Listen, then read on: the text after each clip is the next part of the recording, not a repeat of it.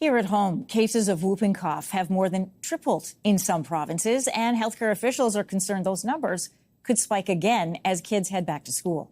CTV's Adrian Ghobrial with what's behind the increase and how you can protect yourself. A bacterial infection that packs a blistering bite. You can cough, and at the end of it, you might vomit. You can have hemorrhages in your eye. Cases of pertussis, known commonly as whooping cough, while rare, can lead to death. Across Canada, the virus is on the rise. Quebec has recorded a staggering 11,670 cases so far this year, compared to its annual average of 562. As of June, 470 cases were reported in Ontario, which is more than quadruple the average number.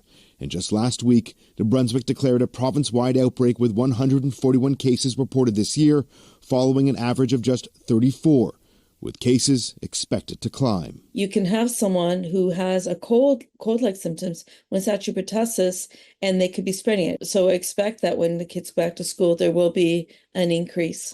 Pertussis is a cyclical disease which peaks in 2 to 5 year intervals.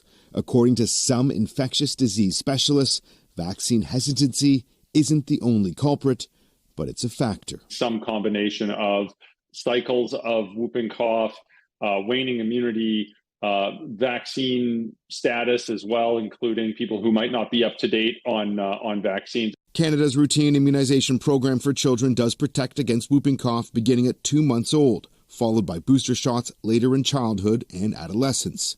The message from health officials is simple. Make sure you're up to date on your vaccinations. You can go to public health specialists and public health clinics that are all over the country. They can easily walk through this with you and your family. This vaccine is free, it's readily available, and it does a good job to reduce the risk of infection. The virus is most dangerous for young children, especially those who haven't completed all of their vaccines, though doctors are quick to point out that anyone at any age can contract this infection. Adrian Ghobrial, CTV News, Toronto.